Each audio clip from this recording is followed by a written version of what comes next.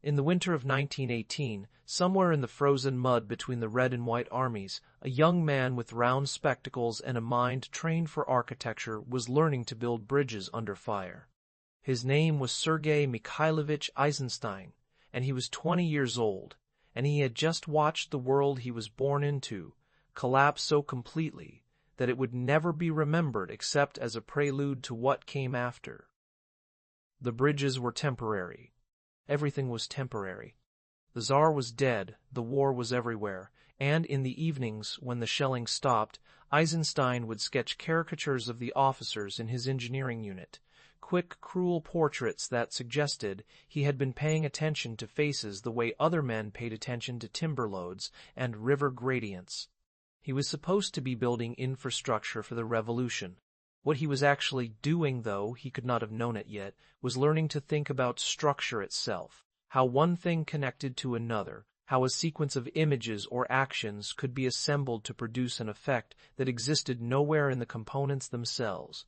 He would spend the rest of his life building bridges between images, and some of those bridges would hold the weight of the entire 20th century. He was born in Riga in 1898, when Riga was still part of the Russian Empire, a port city on the Baltic where German and Russian and Latvian cultures jostled against each other in the architecture and the language and the uneasy class divisions that made the city feel like a model of the empire in miniature. His father, Mikhail, was a civil engineer and architect, successful and exacting, a man who built things that were meant to last. His mother, Julia, was from a prosperous Jewish family that had converted to Christianity, and she was restless in the marriage from the beginning, restless in Riga, restless in the role of wife and mother to a son who seemed always to be watching her with a strange intensity, as though he were trying to memorize the performance. They divorced when Sergei was 10, a scandal that marked him in ways he would spend decades trying to articulate and failing and articulating anyway in the language of images instead. He was sent to live with his father. The household was orderly, cold, structured. His father wanted him to become an engineer, to inherit the profession, to build bridges and buildings and useful things. But the boy was drawing. He was always drawing. Caricatures, cartoons, elaborate theatrical designs on scraps of paper.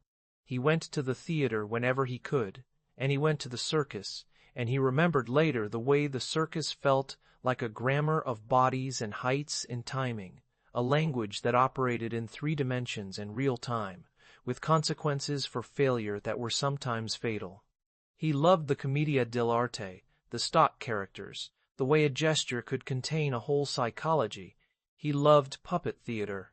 He loved anything that suggested the world could be taken apart and reassembled according to different rules. His mother, who had left Riga and was living in St. Petersburg, took him to the opera, to ballets, to art exhibitions, and he absorbed all of it with the hungry attention of someone who understood, perhaps even then, that he was not going to be an architect of buildings. But he tried. He enrolled at the Petrograd Institute of Civil Engineering in 1915, in the middle of the First World War, when Petrograd was still called St. Petersburg, and the empire was already beginning its long stumble toward collapse. He studied mathematics and drafting and the principles of load-bearing structures. He was good at it. He had his father's mind for systems, for how things fit together. But he was also spending his nights at the theater, and he was reading everything. Marx, Freud, Japanese treatises on kabuki theater that he found in translation, avant-garde journals that argued the future belonged to machines and workers, and a new kind of art that would be built from the wreckage of the old. He saw the futurists perform, saw them read their poems like manifestos, saw them argue that the past should be burned and something brutal and new erected in its place. He did not entirely agree, but he understood the appeal. The past, after all, had not done well by most people. The past was the Tsar and the war and the frozen hierarchies that decided who built and who carried. Then came 1917, and everything broke. The February Revolution, the abdication, the provisional government, the chaos in the streets. Eisenstein was 19.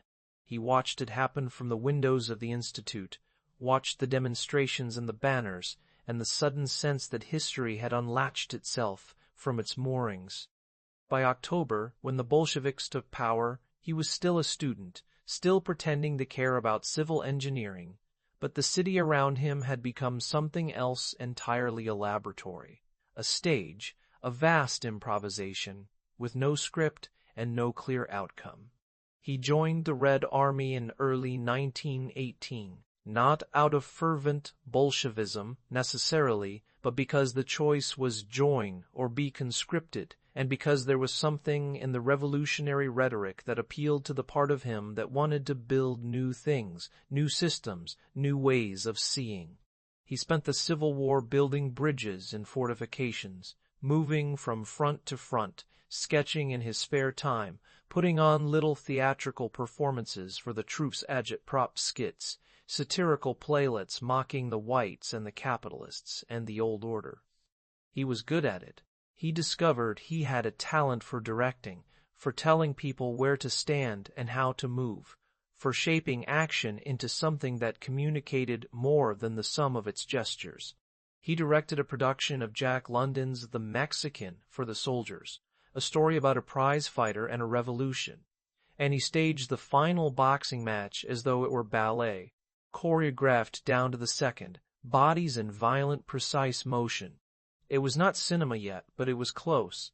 It was the idea of montage in 3 dimensions action, as a sequence of collisions, each one producing meaning through contrast and rhythm. When the Civil War ended and he returned to Moscow, he did not go back to engineering. He could not. The world had clarified something in him, or maybe it had just stripped away the pretense. He wanted to work in theater. He wanted to make images that moved, that argued, that built something new out of the collision of old forms. He talked his way into the Proletkult Theater, the workers' theater collective that was trying to invent a revolutionary art for a revolutionary state. And there he met Vsevolod Meyerhold.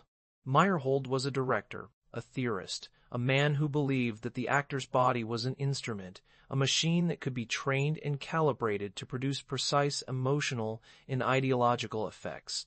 He called his system biomechanics, and it was part gymnastics, part Pavlovian conditioning, part constructivist dream of the human as engineering problem.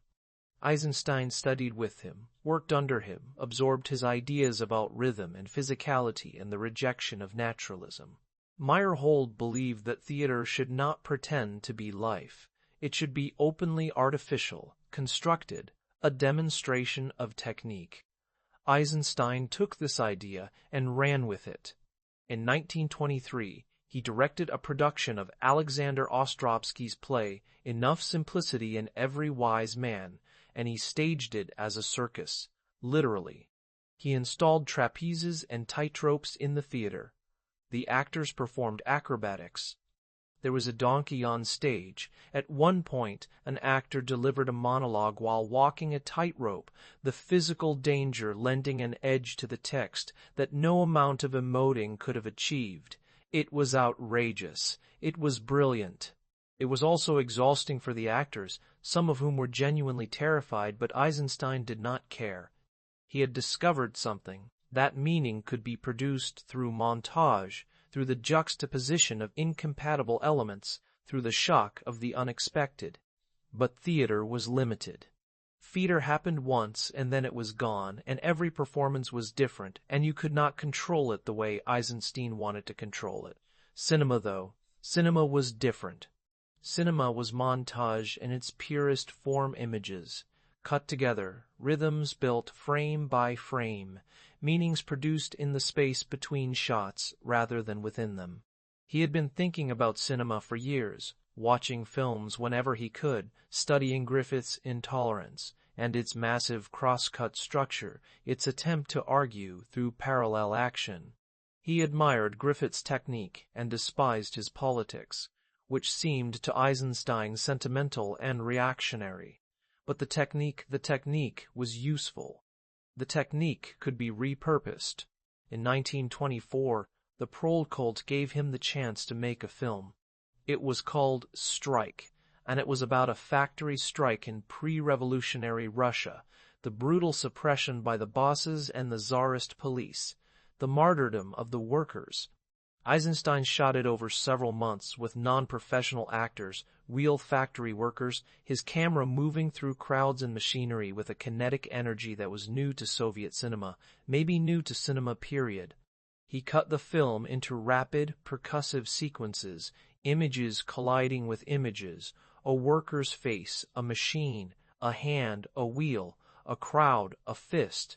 He intercut the massacre of the striking workers with footage of a bull being slaughtered in an abattoir, the two sequences running in parallel, the metaphor made literal and imprudent and impossible to ignore.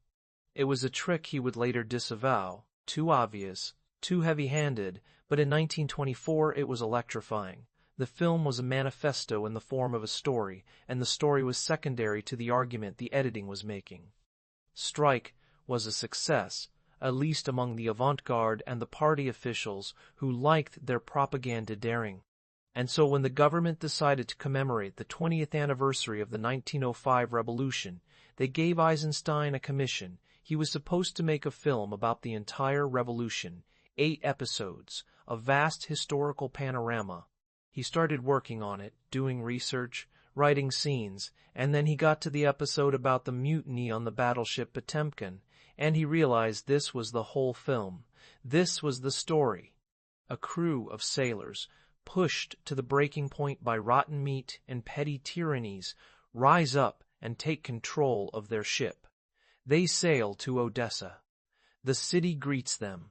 The czarist authorities send soldiers to crush the civilians who have gathered in solidarity. The massacre unfolds on the great stone steps leading down to the harbor. The fleet is sent to destroy the Potemkin. The crews of the other ships refuse to fire. The mutiny spreads.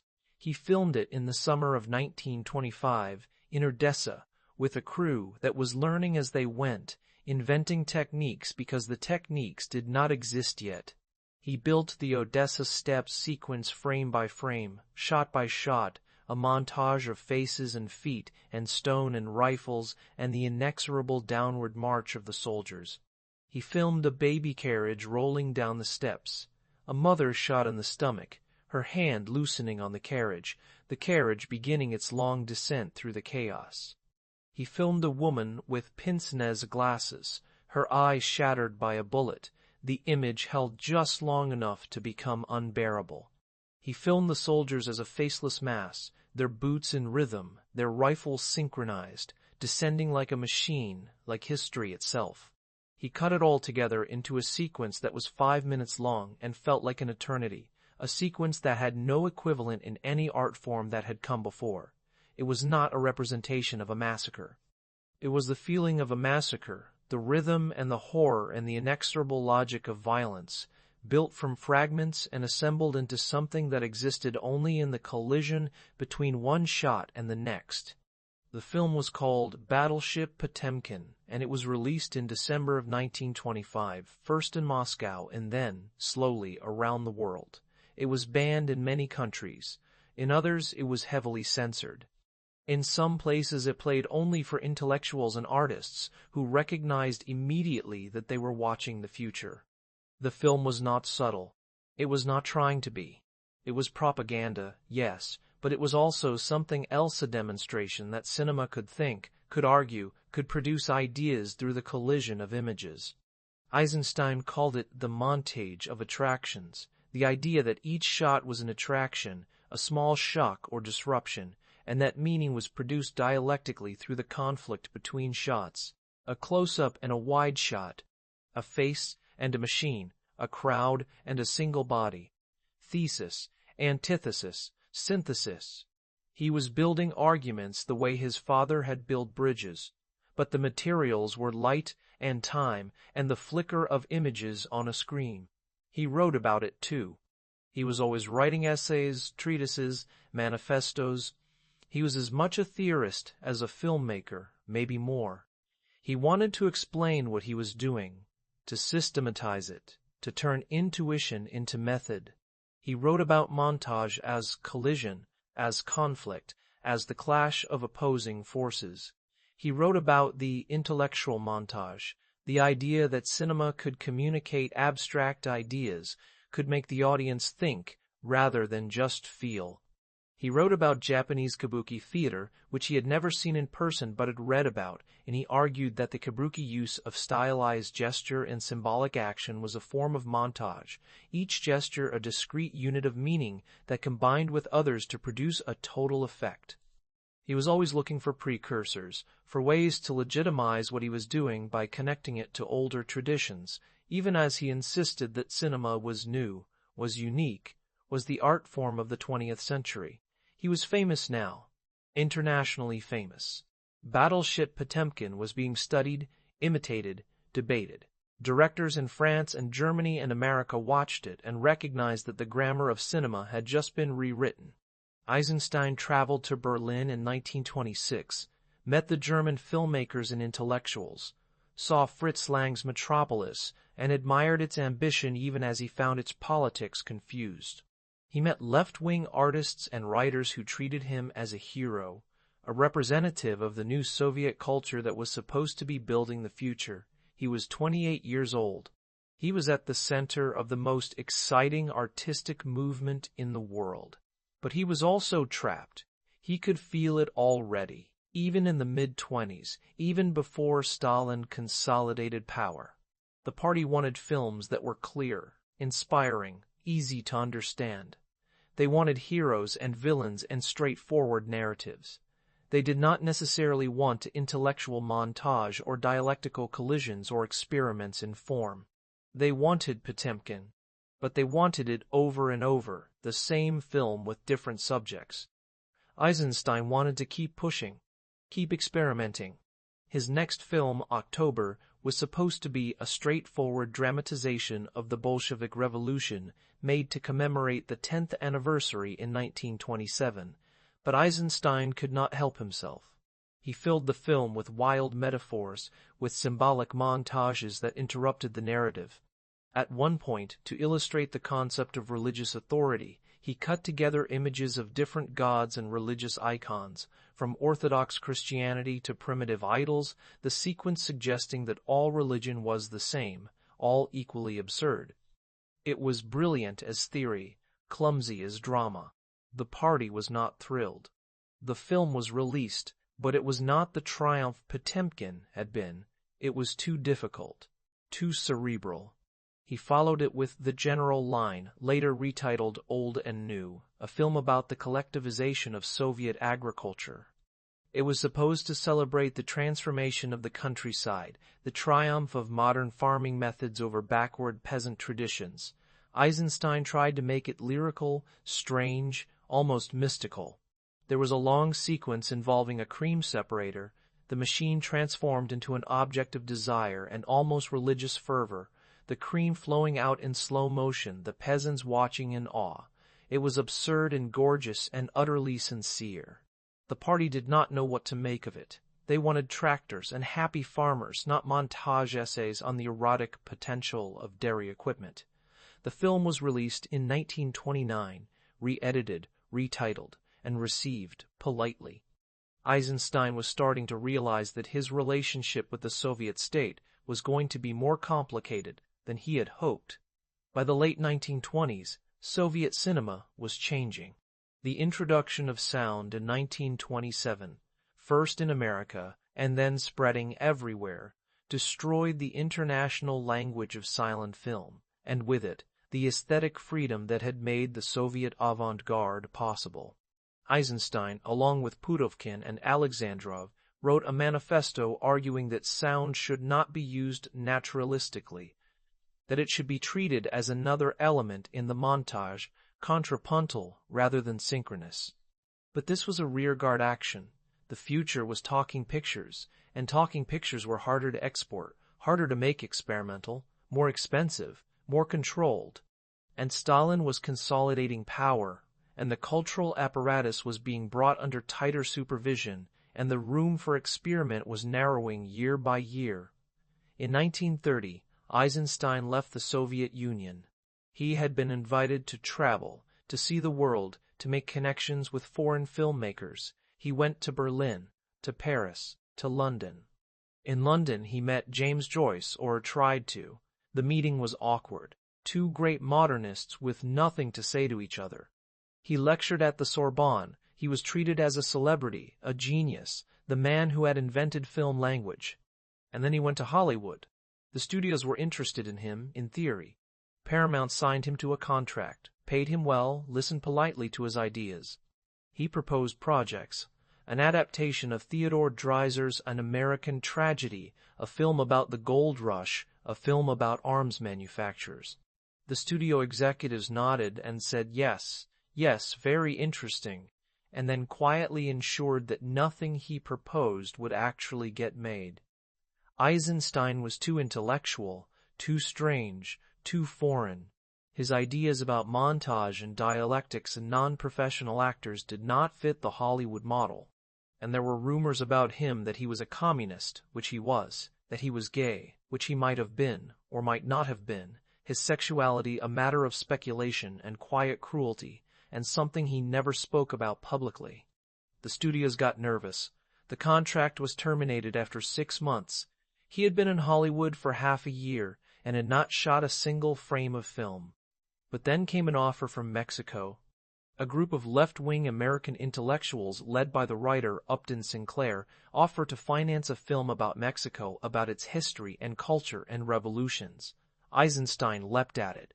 He traveled to Mexico in December of 1930 with his cameraman Eduard Tiss and his assistant Grigory Alexandrov, and for the next year and a half he shot footage for what was supposed to be a feature film and became instead an obsession, a fever dream, a vast unfinished symphony of images. He called it Mic Vivant Mexico. It was not a narrative film, not exactly. It was structured as a series of episodes, each one depicting a different era of Mexican history, from the pre-Columbian past to the Revolution of 1910 and beyond. He shot rituals and festivals, weddings and funerals, Day of the Dead celebrations where the boundary between life and death dissolved into costume and skeleton masks and flowers. He shot bullfights and haciendas and peasants working in the fields under a sun that looked like it could kill.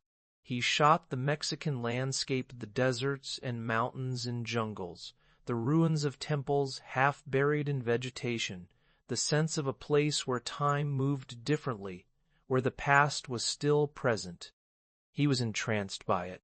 He shot hundreds of thousands of feet of film, far more than he had any budget for, far more than could ever be cut into a coherent feature. He kept filming. Back in the Soviet Union, the authorities were getting impatient. Stalin wanted his filmmakers at home, making films that served the state. Eisenstein's absence was starting to look like defection, or at least irresponsibility. Sinclair was getting anxious. Too, the film was wildly over budget, there was no end in sight, and Eisenstein kept asking for more money, more time, more film stock. In 1932, Sinclair finally pulled the plug. He cut off funding and demanded that Eisenstein return the footage so it could be edited in the United States. Eisenstein refused. There was a bitter fight, letters and telegrams flying back and forth, accusations of betrayal and financial mismanagement. In the end, Sinclair kept the footage. Eisenstein returned to the Soviet Union empty-handed, the film unfinished, the footage out of his control. He would never see most of it again. Sinclair tried to have the footage edited into something releasable, but the resulting films, Thunder over Mexico, Death Day, a few others were pale shadows of what Eisenstein had envisioned. The original footage was scattered, some of it lost, some of it locked in archives. Eisenstein carried the failure with him for the rest of his life. He would talk about Mexico in his writings, in his lectures, but always with a sense of mourning, as though he had left a piece of himself there in the desert, in the ruins, in the unfinished images. When he returned to Moscow in 1932, he found a country that had changed in his absence. The first 5-year plan was in full swing, industrialization proceeding at a brutal pace, the countryside being forcibly collectivized, millions dying in famines that the state denied were happening. The cultural scene was being purged of formalism, of avant-garde experiment. of anything that did not serve the party's immediate needs. Socialist realism was now the official doctrine, and socialist realism meant clear narratives, positive heroes, optimistic endings, and no montage tricks that might confuse the workers. Eisenstein's old colleagues were being denounced, marginalized, or worse. The room for experiment had closed almost entirely. He tried to adapt. He wrote about Disney obsessively, adoringly. He loved Disney's animated films, especially the early Mickey Mouse cartoons, and he wrote long essays analyzing them, arguing that animation represented a kind of formal freedom that live-action cinema could no longer achieve. He envied the way Disney could distort reality, could make bodies and objects behave according to dream logic, could create a world where anything was possible. It was a strange thing for a Soviet filmmaker to be obsessed with, and some of his colleagues found it embarrassing, but Eisenstein did not care. Disney, he argued, had access to a primal, pre-rational language of images, the kind of language that propaganda needed, but socialist realism forbade. He started teaching at the State Institute of Cinematography, training a new generation of Soviet filmmakers. He was a brilliant teacher, charismatic and encyclopedic, able to connect film technique to art history, to psychology, to anthropology, to anything that might illuminate how images worked on the mind. His lectures were performances, hours-long digressions that ranged across centuries and continents, citing Kabuki and El Greco and Dickens and Freud. His students adored him and found him exhausting. He was trying to systematize his theories, to write the definitive text on montage and film language, but the writing was slow, digressive, never quite finished. He was a perfectionist, and perfection in the Soviet Union of the 1930s was a dangerous thing to pursue. In 1935, he was given another chance to make a film. The subject was Bezin Meadow, based loosely on a story by Turgenev, but updated to the era of collectivization. It was about a boy named Stepel, who informs on his own father, a kulak sabotaging the collective farm, and is killed for it. The boy becomes a martyr, a hero of the new Soviet order. Eisenstein started shooting, trying to make something lyrical and tragic, something that would do justice to the boy's sacrifice. But the project was cursed from the beginning. The script kept being rewritten, the party kept demanding changes, and Eisenstein kept trying to inject some complexity, some ambiguity, into a story that was supposed to be simple and inspiring. He shot footage of peasants that looked like religious icons, faces lit from below, compositions that suggested orthodox painting. He shot the father as a tragic figure, not a villain. The authorities were not pleased. In 1937, at the height of the Great Terror, the film was shut down. Boris Shumyatsky, the head of the Soviet film industry, published an article denouncing Bezin Meadow as anti-Soviet, formalist, a betrayal of the party's trust. The footage was confiscated. Eisenstein was forced to write a public self-criticism, a humiliating ritual in which he confessed his errors, his ideological failures, his lack of vigilance. He did it. He wrote the self-criticism, groveled, promised to do better. He had no choice. Friends and colleagues were disappearing into the camps, being shot in the basements of NKVD prisons, their names erased from history. Eisenstein survived, barely, his life spared perhaps because he was too famous internationally, too useful as a symbol of Soviet culture. But Bezin Meadow was gone, the footage apparently destroyed, only a few still photographs surviving to suggest what the film might have been. He was 40 years old, and he had not completed a film in nearly a decade.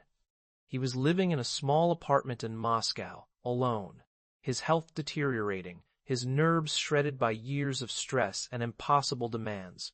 He had a heart condition, undiagnosed or ignored, that would eventually kill him. But he kept working, kept teaching, kept writing. He had to. To stop working was to invite suspicion, and suspicion in the Soviet Union of the late 1930s was often fatal. And then, improbably, he was given one more chance. In 1938, Stalin personally approved a project, a two-part epic about Ivan the Terrible, the 16th-century Tsar who had unified Russia and established the first secret police, the Oprichniki. It was a strange choice, but Stalin was obsessed with Ivan, saw him as a kind of precursor, a strong ruler who had done what was necessary to build a powerful state. Eisenstein understood the subtext. He was being asked to make a film that glorified autocracy, terror, the use of violence in the service of the state. It was also, perhaps, his last chance to make a film at all. He accepted. He worked on Ivan the Terrible for the next 8 years, through the Second World War, through the siege of Leningrad, through the unimaginable suffering and death that consumed the Soviet Union between 1941 and 1945. The first part was released in 1945, and it was a success, grand, operatic, stylized, full of shadows and icons and faces that looked like medieval frescoes. Eisenstein had returned to his earliest obsessions, the theatricality, the stylization, the rejection of naturalism. The film looked like nothing else in Soviet cinema, nothing else in cinema period. It was slow, hieratic, almost ritualistic, the actors moving through vast empty spaces, their costumes and makeup exaggerated, their gestures choreographed. It was a film about power, about the loneliness and paranoia of absolute rule, and Stalin apparently saw himself in it and approved. But the second part was different. Eisenstein had spent years thinking about Ivan, about the Oprichniki, about what it meant to build a state on terror, and the second part of Ivan the Terrible was darker, stranger, more ambiguous. The Oprichniki were depicted as grotesque, almost clownish, their loyalty fanatical and absurd. Ivan himself became a figure of pathos, isolated, paranoid, losing his grip on reality. There was a long sequence, filmed in color, the only color sequence Eisenstein ever shot, of a banquet with the Oprichniki, the colors garish and unreal, the faces leering, the whole scene feeling like a descent into madness. It was a critique, or it could be read as a critique, and Stalin read it as a critique. The second part of Ivan the Terrible was banned in 1946, immediately after Stalin saw it. It would not be released until 1958, 10 years after Eisenstein's death, 5 years after Stalin's. Eisenstein was summoned to meet with Stalin, along with the actor Nikolai Cherkasov, who played Ivan, and the playwright Vsevolod Vishnevsky. The meeting took place in the Kremlin, late at night, Stalin chain-smoking, pacing, explaining what was wrong with the film. The Oprichniki, Stalin said, were heroes, patriots, necessary. Ivan was not paranoid. He was strong, decisive, a builder of the Russian state. Eisenstein needed to understand this. Eisenstein nodded, agreed, promised to revise the film, to fix it. He had survived another encounter. But he knew the film would never be released, not as he had made it. His health was failing. The years of stress, the poor diet, the smoking, the constant fear, it had all taken a toll. In 1946, he had a heart attack. He survived, was ordered to rest, to stop working. He could not stop. He kept writing, kept revising his theoretical work, kept trying to finish the book on montage that he had been writing for decades. He worked on a third part of Ivan the Terrible, but slowly, without energy, knowing it would probably never be made. In February of 1948, he had another heart attack. This one killed him. He was 50 years old. The funeral was official, respectful. He was buried in Novodevichy Cemetery among the Soviet heroes and artists.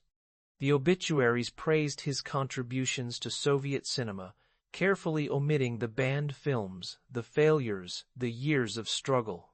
He was remembered as the director of Battleship Potemkin, which was true but incomplete. He had made other films, had tried to make others still, had spent his life pushing against the limits of what cinema could do and what the state would allow.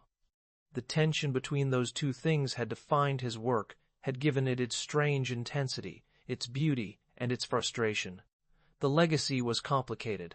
In the Soviet Union, he was claimed as a hero of socialist realism, his theories sanitized, his experiments forgotten or dismissed. In the West, he was studied endlessly, his films dissected frame by frame in film schools and university seminars.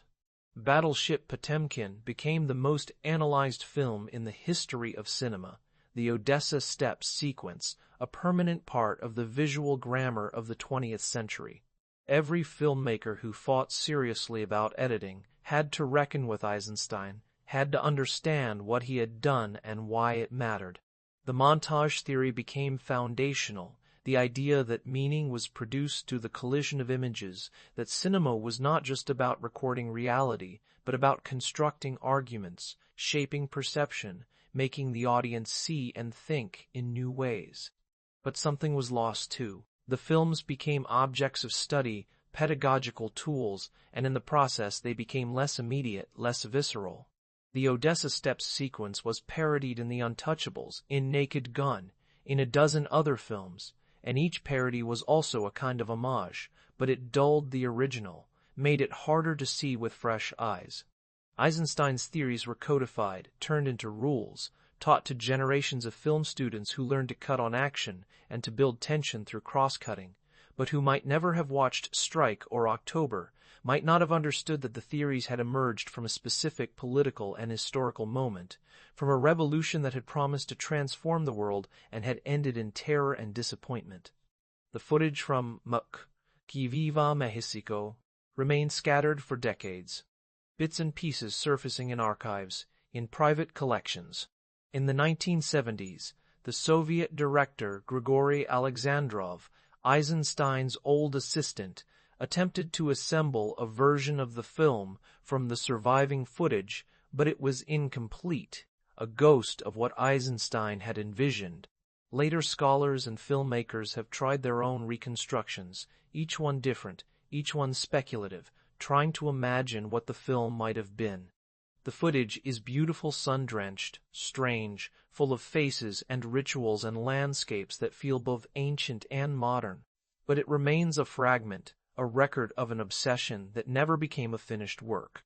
The writings were published slowly, incompletely, the essays on montage, on Disney, on Japanese theater, the diaries which revealed a man who was intellectually restless, emotionally guarded, acutely aware of his own precarious position. He had written about his homosexuality, or near homosexuality, in coded language, in private notes that suggested a life of loneliness and repression. He had written about his mother, the divorce, the sense of abandonment that shaped him. He had written about his father, the cold engineer who wanted him to build bridges, and how in some way he had built bridges, just not the kind his father would have understood. The banned films were eventually released.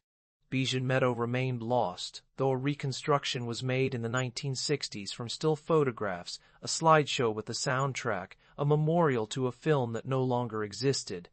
Ivan the Terrible Part 2 was released in 1958, during the Khrushchev thaw, and was recognized as one of the great films of the 20th century, a work of operatic grandeur and political courage, a meditation on power and terror that had cost Eisenstein what remained of his health and his freedom.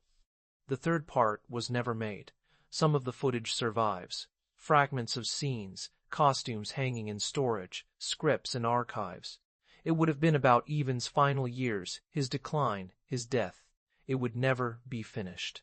He had wanted to make cinema think, to turn it into a language of ideas, a dialectical tool that could change how people saw the world, and he had succeeded, at least partially. His films had argued, had made their case through images and rhythms in the collision of incompatible elements. They had shown that cinema could be more than storytelling, more than entertainment, but the cost had been enormous. He had made 7 feature films in 24 years. He had left behind unfinished projects, banned works, a body of theory that was as much a monument to frustration as to achievement. He had lived through revolution, civil war, terror, world war, and had survived it all only to die of a heart attack in a Moscow apartment, alone, his greatest work suppressed, his legacy uncertain. but the images endure. The baby carriage on the Odessa steps, rolling down through the chaos, the woman with the shattered pince-nez, the rhythmic boots of the soldiers, the cream separator in Old and New, gleaming and absurd and strangely moving, the face of Ivan in the darkness, shadows carving it into something ancient and terrible, the Day of the Dead skeletons in Mexico, grinning, dancing, the boundary between life and death dissolved. These images have outlived the ideology that commissioned them, have outlived the state that tried to control them. They exist now in the vast archive of the 20th century, part of the visual language that shapes how we see, how we remember, how we understand what cinema can do. The influence runs through everything. Through Godard and his jump cuts, his refusal of narrative continuity. Through Kubrick and his slow, geometric compositions, his belief in the power of the image to argue without words. Through Oliver Stone and his paranoid montages, his collisions of stock footage and reenactment. Through music videos and commercials and action films that use rapid editing to produce sensation, to overwhelm the viewer, often without understanding that Eisenstein's montage was not about speed, but about meaning, about the precise collision of one image with another to produce a third thing that existed nowhere in the fragments themselves. Film theory, too, bears his mark. The whole edifice of semiotics and post-structuralism in film studies, the idea that meaning is produced through difference and relation rather than inherent in the image itself, traces back to Eisenstein's dialectical montage, his insistence that cinema was a language, a system of signs that could be manipulated to produce thought. Scholars have spent decades arguing about him, whether his theories actually match his practice, whether his politics were naive or opportunistic, whether his formalism was genuinely revolutionary or just another avant-garde dead end. But they argue about him, which means his work still matters, still provokes, still demands a response. There were exhibitions, retrospectives, restorations. In the 1970s and 80s, Western film archives restored Battleship Potemkin and October, cleaning the prints, trying to reconstruct the original versions, which had been mutilated by censors and distributors over the decades. The films looked new again, or old again, depending on how you thought about it.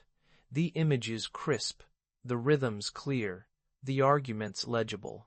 Young filmmakers watched them and recognized something, even if they did not entirely understand it, even if they used the techniques for different purposes. The language Eisenstein had invented had become common currency, stripped of its original political charge, but still potent, still capable of making audiences see differently. In Russia, after the fall of the Soviet Union, he was re-evaluated. No longer the hero of socialist realism, no longer the dutiful servant of the state, but a more complicated figure and artist who had tried to serve the revolution and been destroyed by it. A formalist who had believed in the transformative power of images and had learned the hard way that images alone could not transform anything. His relationship with Stalin became a subject of fascination and horror, the late-night meetings in the Kremlin, the self-criticisms, the knowledge that his life depended on the whims of a man who had killed millions. He had survived, but at what cost? What had he compromised? What had he abandoned in order to keep working? The question has no simple answer. He had made propaganda, yes, but propaganda so formally ambitious, so intellectually dense, that it often failed as propaganda, confusing its audience rather than inspiring them.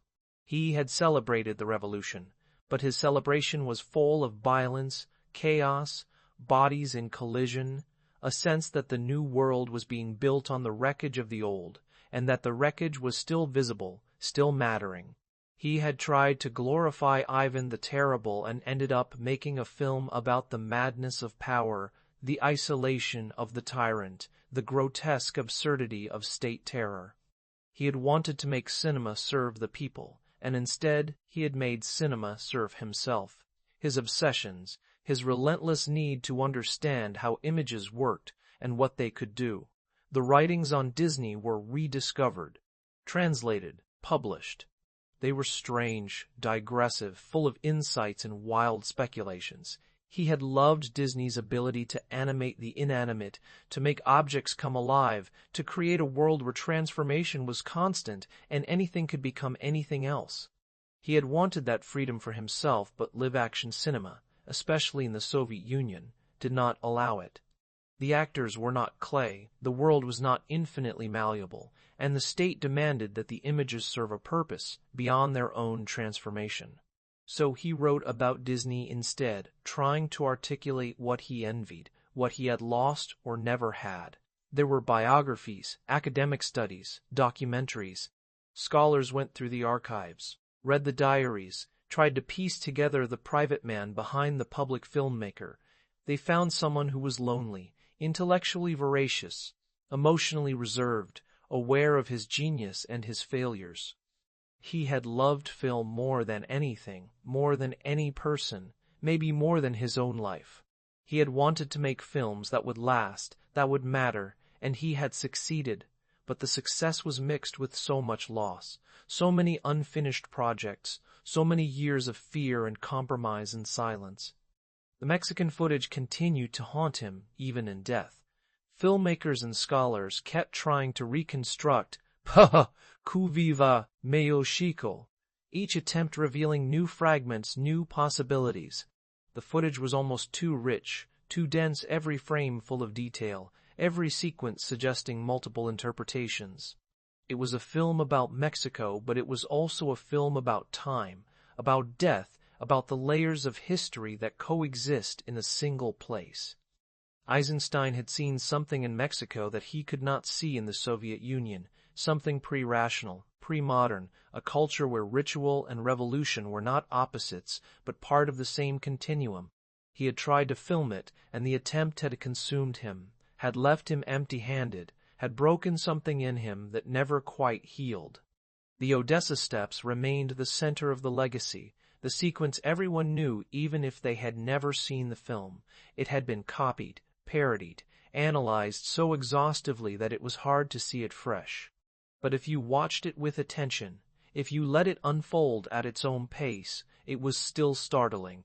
The rhythm of the cutting, the way the individual shots collided to produce a sense of unstoppable downward motion. The faces ordinary people, not actors, their fear and confusion captured in a few seconds of screen time. The baby carriage, a simple object that became a symbol of helplessness, of innocence destroyed, of history as something that rolls forward regardless of who is crushed beneath it. The boots, the rifles, the stones, the sky. It was a sequence about a massacre, but it was also a sequence about cinema, about what editing could do, how it could shape time and space and emotion into something that felt inevitable, unbearable, true even if it was not literally true, even if it was not literally true, even if the event it depicted had not happened exactly that way, or maybe had not happened at all. Eisenstein had understood something fundamental about cinema, that it was not a window onto reality, but a machine for constructing reality, for taking fragments and assembling them into meanings that did not exist until they were assembled.